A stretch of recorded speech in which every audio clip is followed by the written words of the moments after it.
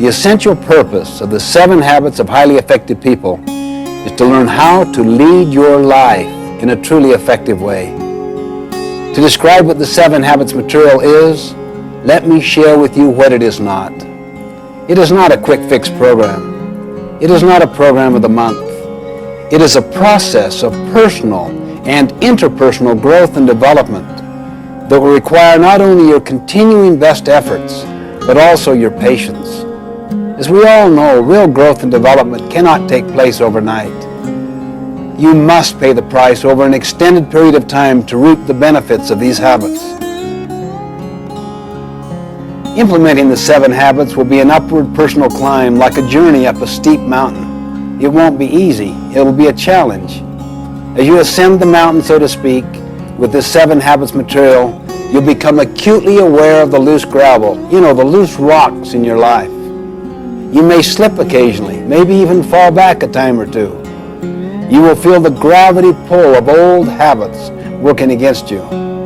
But I'll assure you, as you continue in your climb and endure in your efforts, you will begin to feel a level of exhilaration and of attaining entirely new heights in your life, higher and higher levels of effectiveness. By applying this effort, you can expect to increase your capacity to achieve your personal and professional goals and to develop better working relationships with your associates and all of your loved ones. In short, you can expect to become more effective. Let me suggest that the best way to get the most out of the 7 habits is to be very open-minded, to be open to self-discovery. Participate, really get involved.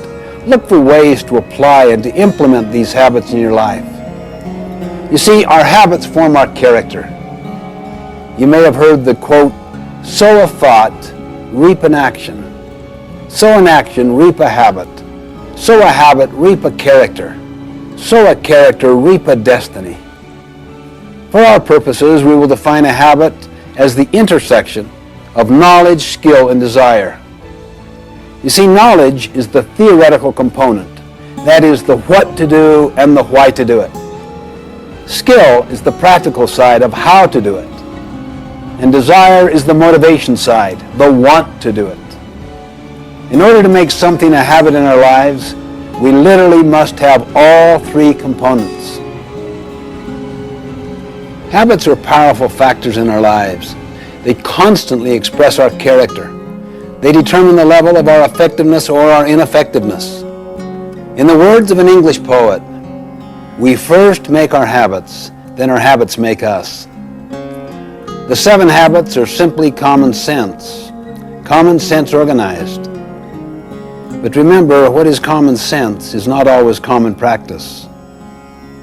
So I encourage you to make the investment, put forth the time and effort.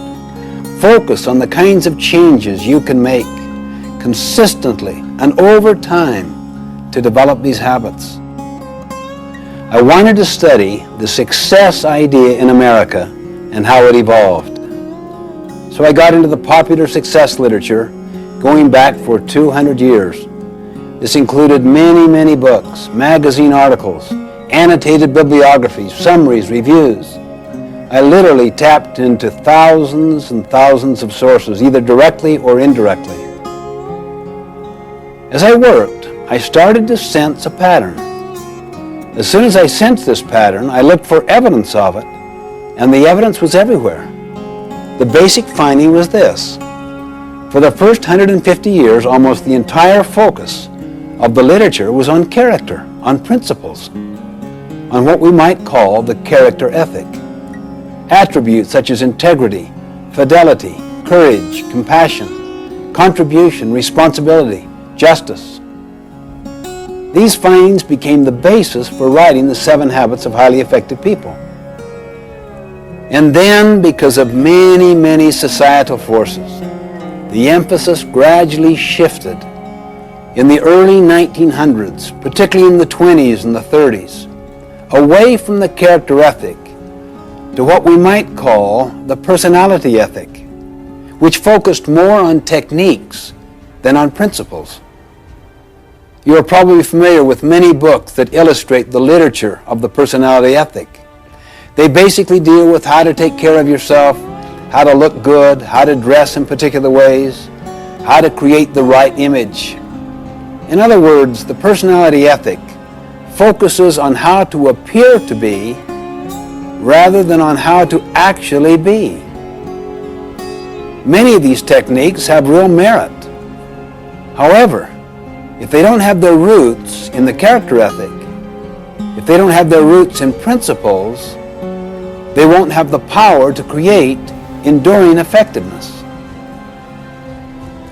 For example, what if people learn techniques of influencing others, but they're fundamentally duplicitous or deceitful in their character? What if they really wanted to use people to build their own economic success? They might develop smoothness in their relationships so that they can have their own personal ends achieved, money, fame, glory, whatever. They really couldn't care less about contribution or service, purpose, adding value, helping others. How much trust would you have in them? How willing would you be to follow them or to rely upon them when things get tough? You know, one time I had a student come to me and say, "How am I doing in your class?" I looked him in the eye and said, "You really know how you're doing, don't you? A lot better than I do. How are you doing?" And he kind of looked down squeamishly. "Well, not too good, I guess. I just had kind of a rough time lately, and maybe I haven't applied myself as much as I should have." You really came to find out how well you'd psyched me out, how well you'd psyched out the system, isn't that right? When in fact, you kind of know in your heart how you're doing. "Well, how am I doing?" he said. "How are you doing?" Let's focus on what's really happening, not on what's appearing to happen. You see, this whole personality ethic with its technique focus is like the tip of an iceberg. The tip, or that part which is seen on the surface by others. It's above the water. The character ethic is like the great mass of the iceberg under the water. People often do no work in the foundation where the great mass is, where the greatest long-term impact is. Too many people give all their energy and focus to the tip of the iceberg. That is, to learning techniques that others can see. You see this even in organizations, not just individuals. You see, programs change, practices change, principles do not change. If we help individuals and organizations to internalize principles, they will know how to adapt the practices to address specific situations. Let me emphasize that techniques have their place. They're very important. I really mean that. I mean, you want good human relations techniques, public relations techniques, communication techniques, management techniques. But when we use techniques to cover our own lack of character, they become manipulative. They undermine trust and confidence. You see, what we really need is the character ethic. And that's essentially what the 7 Habits is about. This material is based on an inside-out approach, meaning we give our first energies to our own character development before we focus on techniques or how to be more effective with others. Gandhi beautifully demonstrated this principle once. A mother came to him and said, "Would you help my child reduce the amount of sugar he is eating?" Gandhi paused, thought, and answered, "Well, talk to me in a week." A week later, the mother asked him again, and he talked to the boy, and the boy agreed. And the mother said, "Why didn't you talk with him last week?" Gandhi smiled and said, "You don't understand. Last week, I too was eating sugar." Unless we work on our character, we will not develop trustworthiness. And trustworthiness is built by the combination of both character and competency. We could have all of the ability in the world, but if we don't have the basic character to be reliable, to take responsibility, others will soon learn to distrust us. They're fearing that we're just trying to meet our own ends, perhaps at their expense. In my opinion, unless we return to the character ethic, we won't have the basic foundation of trustworthiness. That's what leads to trust, which is needed to build effective interpersonal relationships. In the final analysis, what we are communicates far more eloquently than anything we say or do. I love the quote of Henry David Thoreau. For every 1,000 hacking at the leaves of evil, there is one striking at the root. In other words, let's work primarily on the roots to begin with and build a foundation of trustworthiness. This is one of the key areas of focus in the 7 habits, to build character and competence and to restore trustworthiness and trust in our lives, in the lives of our families, our organizations. Trust and trustworthiness really are the basis of personal and interpersonal leadership. It's the foundation of all true effectiveness.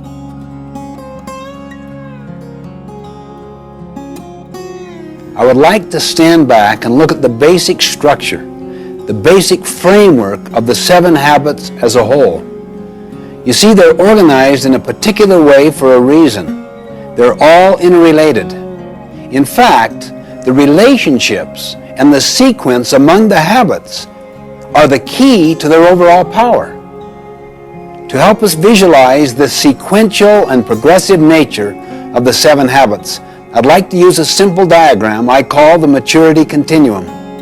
Maturity refers to a process leading to growth and development, and continuum refers to the continuous, incremental nature of growth and progression. If you were to see a maturity continuum line from low maturity to high maturity, there would be 3 basic levels to it. The first level is dependence. The second level is independence. And the third and the highest level is interdependence. Let me define these 3 terms very briefly. Dependence basically means you need others to get what you want. You see, all of us began life as an infant, dependent on others for nurturing and sustenance. I may be intellectually dependent on other people's thinking. I may be emotionally dependent on other people's affirmation and validation of me. Dependence is the attitude of you. You take care of me. You come through for me. Or you don't come through. I blame you for the results. Independence basically means you are pretty much free from the external influence, the control, and the support of others. You think, you act for yourself. You're validated from within. You're inner-directed. You're self-reliant. You get what you want through your own effort. Like dependence, it is possible to be independent in various areas, physically, financially, intellectually, emotionally, while not being independent in other areas. Independence is the attitude of I. I can do it. I am responsible. I am self-reliant. I can choose. True independence of character empowers us to act rather than to be acted upon. It frees us from our dependence on circumstances and other people. It is the avowed goal of many individuals and also many social movements to enthrone independence as the highest level of achievement. But it is not the ultimate goal in effective living. There is a far more mature, more advanced level. The third and highest level in the maturity continuum is interdependence. If people were interdependent, what would they be? They would be very much like a marriage, a family, an executive team where they need to cooperate together in order to accomplish what I want, what you want, what we want together. In fact, we live in an interdependent reality. Interdependence is essential for good leaders, good team players, for success in marriage, for family life and organizations. Interdependence is the attitude of we. We can cooperate. We can be a team. We can combine our talents, our abilities, our best efforts to achieve our highest success. Now here is the basic insight. Think on this. Until you and I are independent, we cannot be interdependent.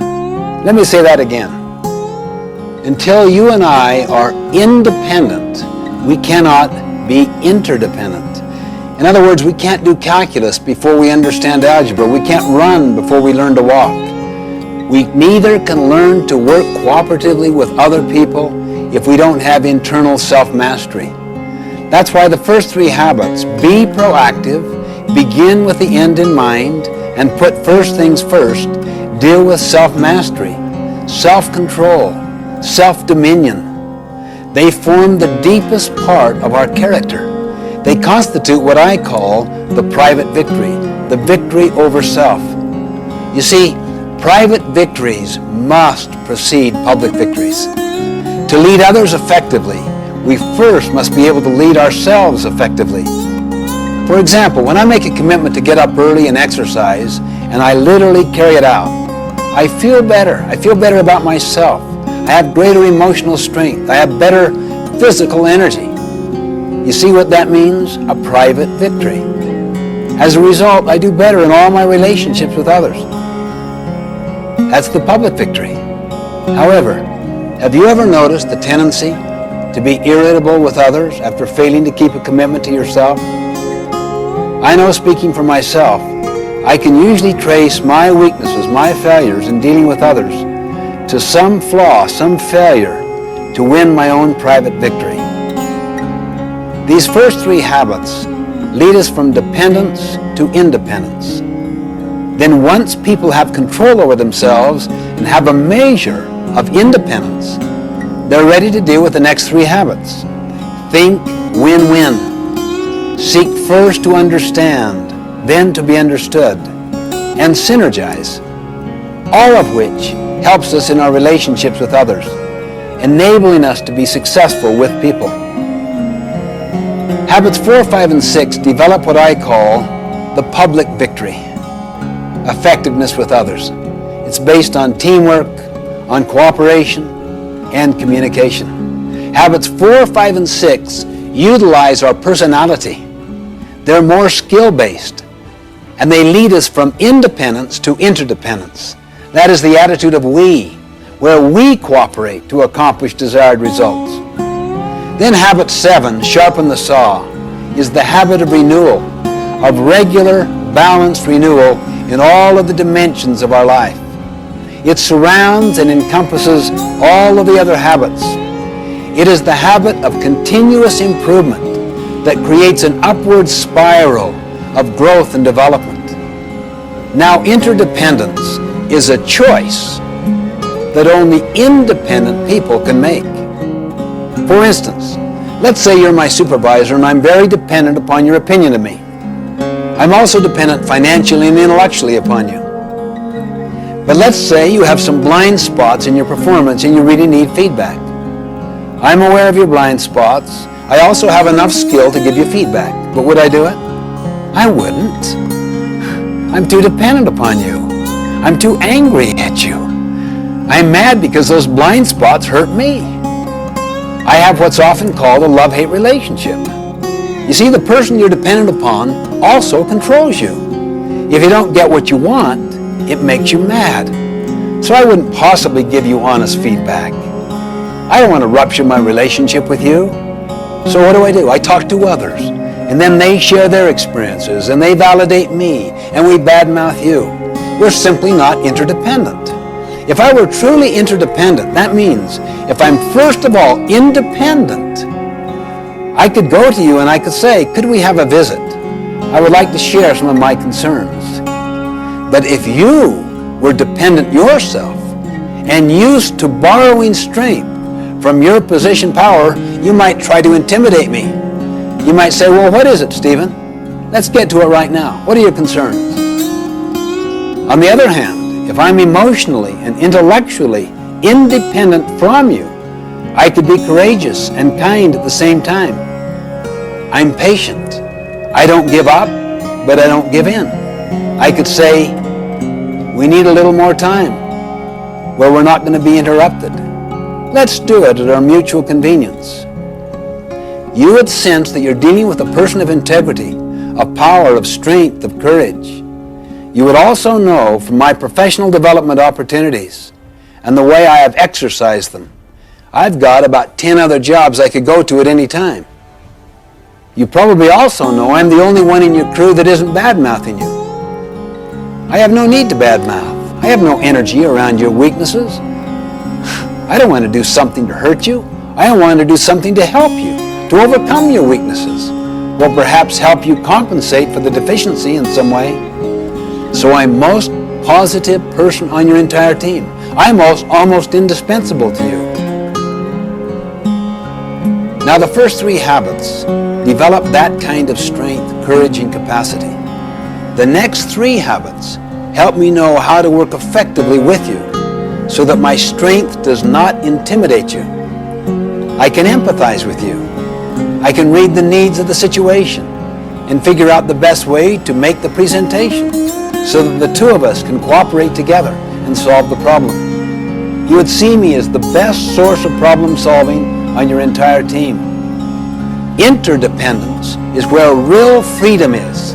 That's where excitement is. That's where adventure is. Their very best comes to the fore.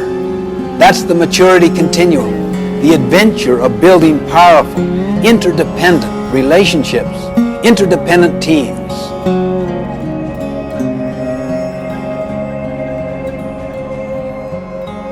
A brief overview of each of the habits. It's like getting a kind of airplane view of the whole mountain range before we go down to explore the detail. Habit 1, be proactive. Basically means that your life is a product of your values, not your feelings. That your life or the organization's life is a product of your decisions, not your conditions. The opposite of being proactive is to be reactive, which basically means that your life is a function of your feelings, your moods, your impulses, other people's treatment. The underlying principle of habit 1, be proactive, is to take responsibility. The concept is you and I have the capacity to choose our response. Habit 2, begin with the end in mind. Basically means that all things are created twice. And habit 2 is the first creation. Habit 2, begin with the end in mind, means that you get a mental image, a picture of where you want to end up in this meeting, in this relationship, this year, in your life. To a company, it is the vision it has of its future. It is the creation of that vision. Habit 2 is based on the principle of vision, of purpose, of meaning, of mission. Habit 3, to put first things first, is the second creation. To put first things first means you decided what the first things were in habit 2. Now you have the discipline and the commitment to keep them first. The opposite of putting first things first is to put second or third or fourth things first.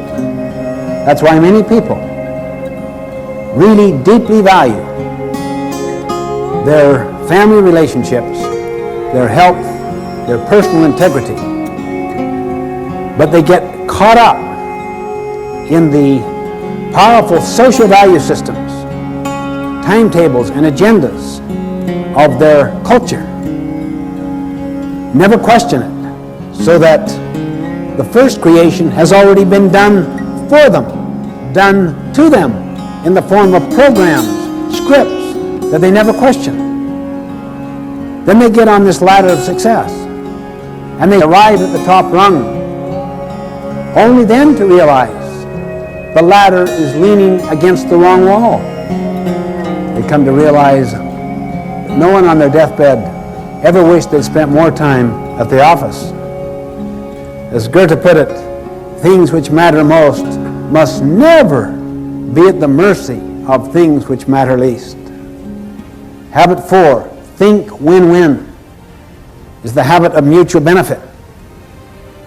The underlying paradigm or principle is abundance. There is plenty out there and to spare.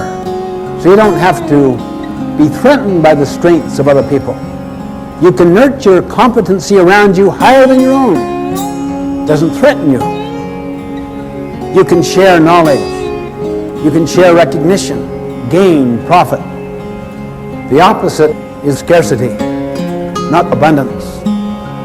It's like a piece of pie. There's only so much. If you get the recognition, I may not get it. If I share gain or profit with you, we will have less. Habit 4, to think win-win, comes from the principle of abundance, not scarcity, meaning the pie gets larger and larger and larger. Habit 5, to seek first to understand, then to be understood, is the habit of empathic communication, meaning you always seek to understand first. The teacher diagnoses, pre-assesses before teaching. The doctor diagnoses before prescribing. The attorney does discovery before developing his or her own case or brief. Understand first before you seek to be understood, before you seek to contribute, before you take action, before you have the basis for judgment. Habit 6, synergize, is the habit of creative cooperation, seeking to understand. We create something that was not there before. That takes high levels of cooperation. The principle behind habit 6 is the principle that 1 plus 1 can equal 3, 4, 10, 20, 1,000.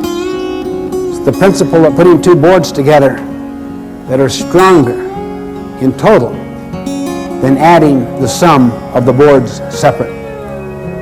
It's the principle of valuing differences, not tolerating differences, not accepting differences, celebrating differences.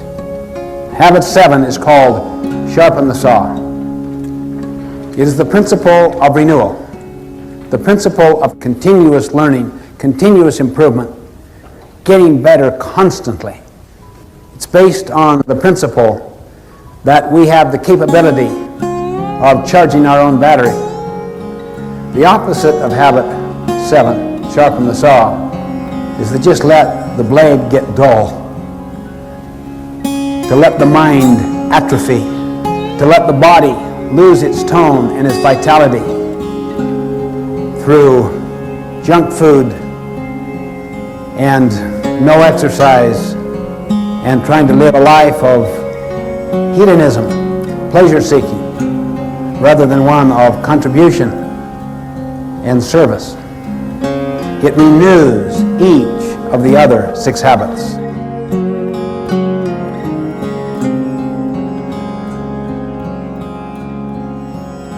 The 3-person process is this.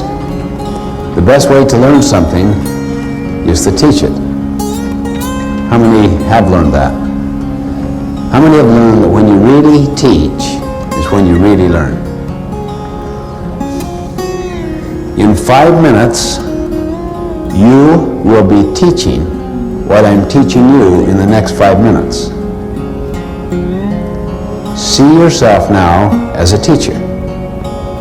I'm going to briefly describe the 3-person process and the 4 benefits that come from the 3-person process. Now, notice your behavior right now. See, you don't see yourself as a kind of passive learner. You see yourself as an active teacher. You're just preparing to teach. And that significantly increases your learning. That is the first benefit. The first person teaches. The second person first captures, understands, then evaluates to see if it makes sense, thinks about application, and then teaches the third person. Then that person teaches another person. This way you can take material and cascade it through an entire organization. Second benefit. When you teach, you significantly increase the likelihood of application. For instance, if you're teaching people to be better listeners, isn't it probable that you'll try to be a better listener yourself? See, the real most foundational learning comes from doing. Teaching may give you more intellectual understanding, but the internalization of the ideas comes in the application of those ideas. That's even a higher level of learning. Third benefit. When you teach, you significantly improve communication. Notice the three-person process there. Why do you think communication would be significantly improved? Notice the first person teaches. What does the second person do?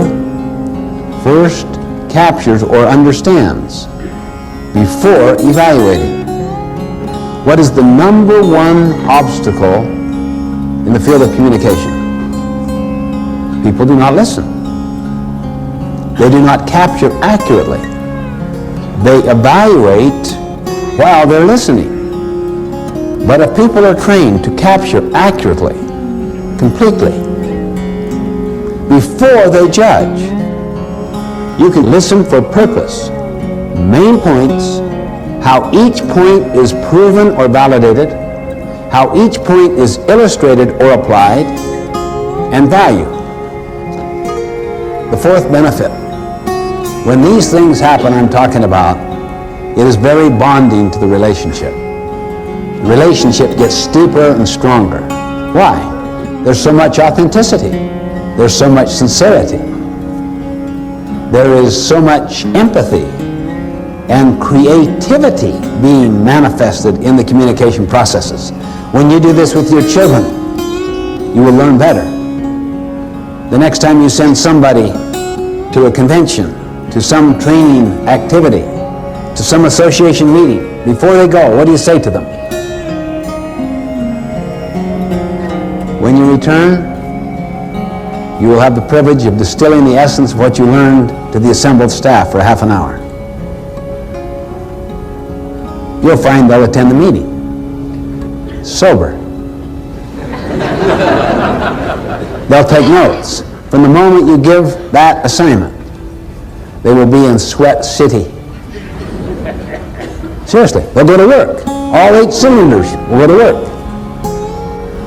It's the single most powerful thing I have ever learned in the field of education. Use the three-person process and you will double, quadruple the impact. And you will see those 4 benefits happen. It's the essence of the process that we use, the three-person process.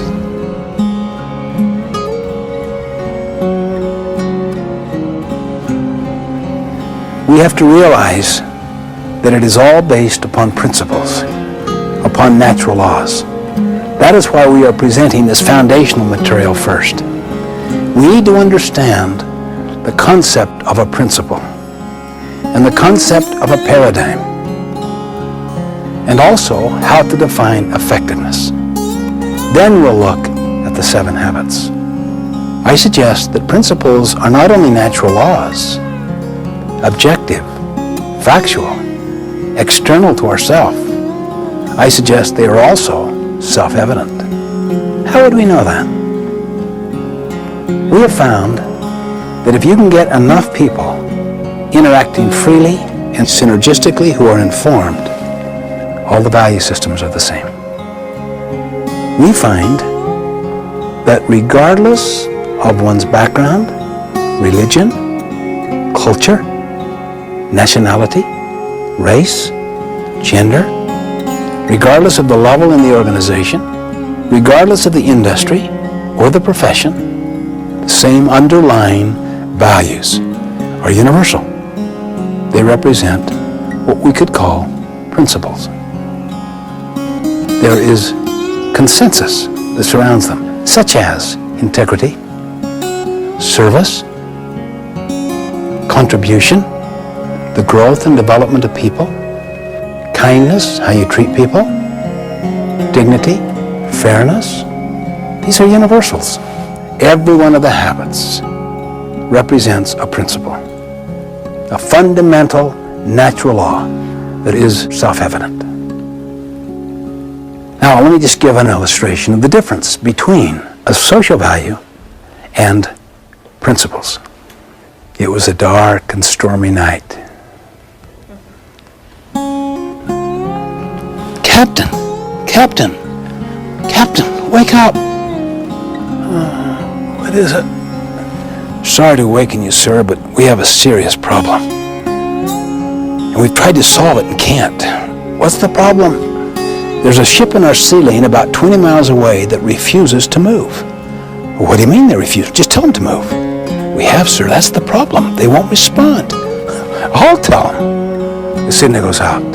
Move starboard 20 degrees. The signal comes back. Move starboard 20 degrees yourself. What arrogance. Who is this guy? He doesn't know who I am. Let him know a captain is giving the command. The signal goes out. This is Captain Horatio Hornblower, the 16th. Move starboard 20 degrees at once. The signal comes back. This is Seaman Carl Jones, the 3rd. Move starboard 20 degrees at once yourself. This is a command. A seaman commanding me, a captain? I can't believe this. What is going on? Let them know who I am. We're a battleship. We could just blow them up. The signal goes out.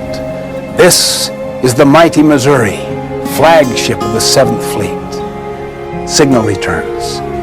This is the lighthouse.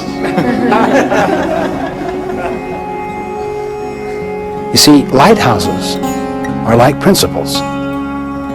We don't break them. We break ourselves against them. This is why humility is the mother of all other virtues. Openness, teachability, humility, awareness of external realities. If you can cultivate that and apply it with other people, you'll change the whole nature of the culture. It'll become a principle-centered culture, not one driven by social values. I had a friend of mine who said, our company is value-driven. I said, every company is value-driven. Hitler was value-driven. The question is, are the values in alignment with principles? That is a humbling question. Are my values and my habits in alignment with principles, with natural laws? Now, when principles and values are aligned, then you could use the words interchangeably. You could call it values or principles. It would make no difference. So you don't want to get hung up semantically on the difference. But if they are not aligned, then it's better to see what the principle is and what the established value is, and then work here to align it.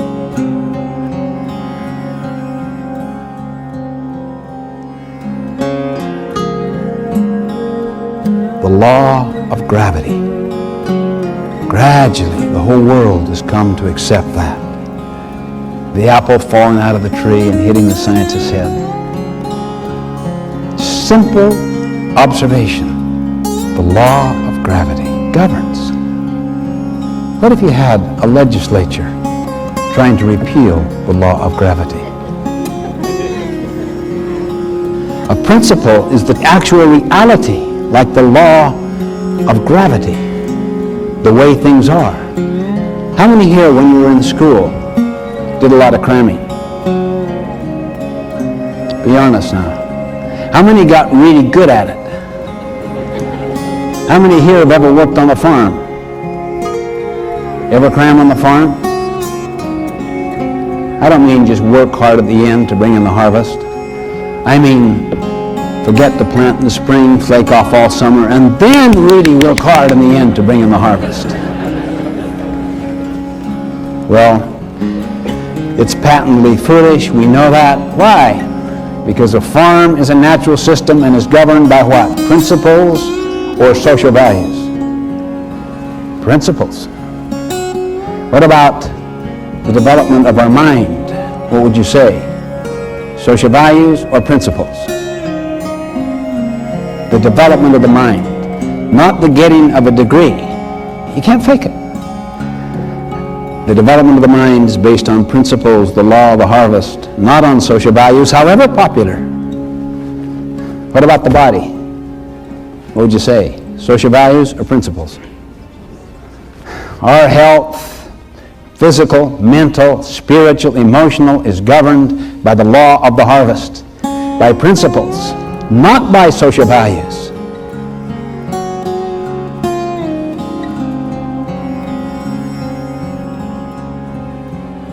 Everything that I've been talking about is not easily achievable. It takes continuous effort. You can't fake, for instance, the ability to do 20 push-ups. You can't fake it. You have to pay the price. Next time I come back, he literally, I'm convinced, could do 25, even 50. But he'd have to pay a price to do it. It stirs up an awareness that we're dealing with realities out there, particularly principles that ultimately will govern. We are not in control. See, the traditional concept is get in control. We are not in control. Principles control. We control our actions, but the consequences that flow from those actions are controlled by principles. As Abraham Lincoln once put it, people will pass away, but principles never will. They endure. This is why we believe so much in the Eastern statement. Give a man a fish, you feed him for the day. Teach him how to fish, you feed him for a lifetime. See, even though you may teach someone a practice, always try to teach the principle which underlies it, because the situation may change and the practice no longer applies. The principle will be constant. Principles are universal natural laws, self-evident, self-validating. They govern. Ultimately, values don't govern. Principles ultimately govern.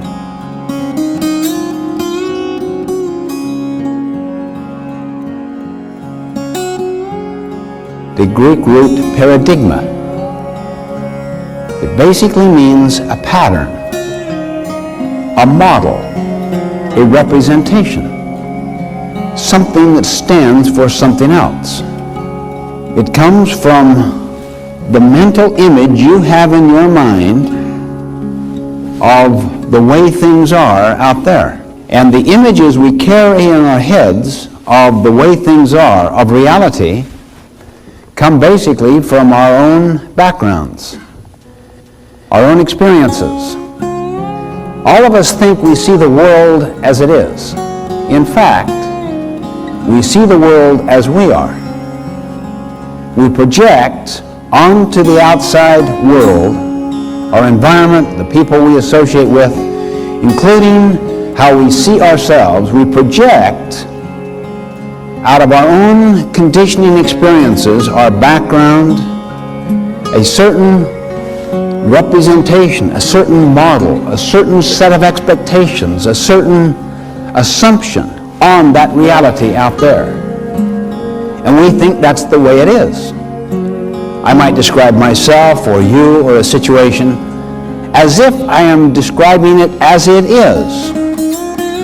In fact, I am describing myself, that is, my perceptions, my frame of reference, my worldview, my value system, my autobiography, and I'm projecting it upon the outside.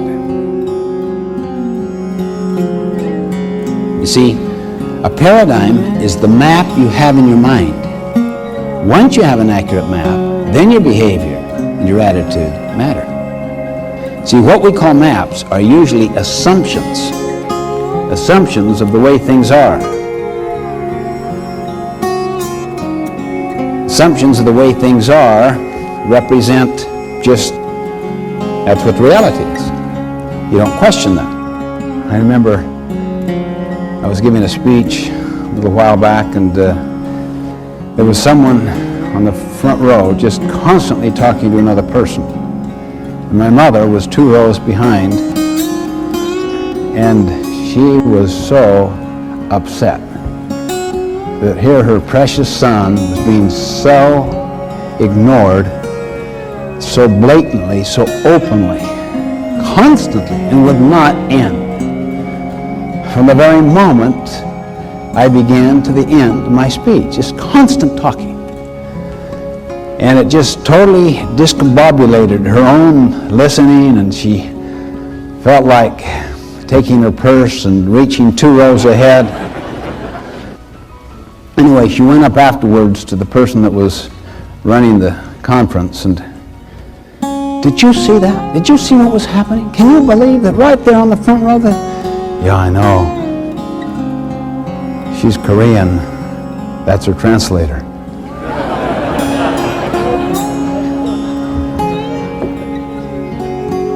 I was on a subway, very, very large metropolitan city. Sunday morning, it's quiet, sedate. Bunch of young kids running in the subway. Father follows. He sits near me. The kids just go crazy on that subway, running up and down, turning people's papers aside, just raucous and rude. I'm sitting there. Oh, I can't believe this. He does nothing. I look at my attitude, see? Attitude. You try to control. But look what I could see. After a few minutes, attitude went into behavior. Sir, do you think you could control your children a little? They're very upsetting to people. Oh, yeah. He lifted his head as if to come to an awareness of what was happening. Yeah. I don't know. I guess I should. We just left the hospital. Their mother died just about an hour ago, and I guess they don't know how to take it, and frankly, I don't either. Imagine the paradigm shift that took place there. Imagine now what the attitude and the behavior would be based upon that paradigm. Can you see why paradigms are deeper than attitude or behavior? And you know, even though we're talking here in personal and interpersonal ways, the same thing takes place throughout our whole society. Thomas Kuhn, in his brilliant book, The Structure of Scientific Revolutions, points out so powerfully and consistently all of the significant breakthroughs were break-withs, old ways of thinking. Einstein, who rewrote physics, he made this brilliant statement: these significant problems we face cannot be solved at the same level of thinking we were at when we created them. You see, it causes us to be reflective and introspective, to explore our own paradigms. Most people focus upon behavior and upon attitude. And both of those are, of course, very important. But far more fundamental than either behavior or attitude is a paradigm.